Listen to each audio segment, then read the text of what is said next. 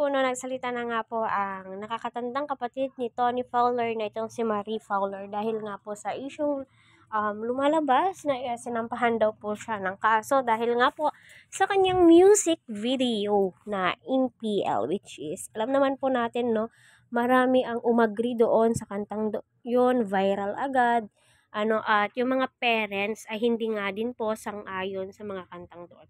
'Yun, 'no, at sinabing bakit nagagawa ni Tony Fowler 'yun kasi nga po may anak po siyang babae at maririnig mo naman po yung mga rason niya at harap-harapan niyang sinasabi sa kanyang anak na gano'n po siya at alam po ng kanyang anak ang kanyang trabaho, ano. So, sa atin may kanya-kanya po tayong, kaisipan kung nakakabuti ba yon o hindi. Kagaya ng sinasabi po doon na parental guidance, wag ipanood sa mga bata kung maaari.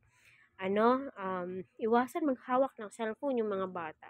Kung ayaw naman, pwede naman pong i-unfollow, di ba? Kasi sa mga taong nagmamahal at nagsusuporta lamang po sa kanya, no? At alam naman po natin, grabe, marami nga pong nagsusuporta kay Tony Fowler dahil nga po, no, napaka-natural niya, pinapakita niya kung ano yung totoo niyang pag-uugali. Na nangyari. But of course, meron akong gustong sabihin. Hindi ako magpapa-impokrita. Kailangan ko sabihin to. But bago yun, basahin muna natin yung statement.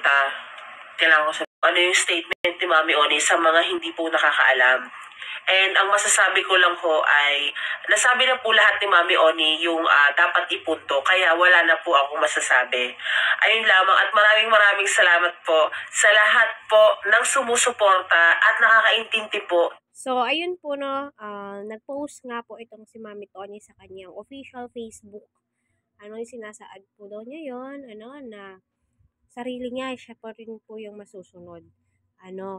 So, gayon pa man, sa mga hindi naman po nakasupport at ayaw naman po sa kanya, pwede naman pong mag-unfollow. Pero sinasabi nga po doon is, marami ang nakapanood, no, malalaswa, which is, hinahayaan. Alam naman po natin na grabe po talaga ang Pilipinas, mapanghusga ang karamihan.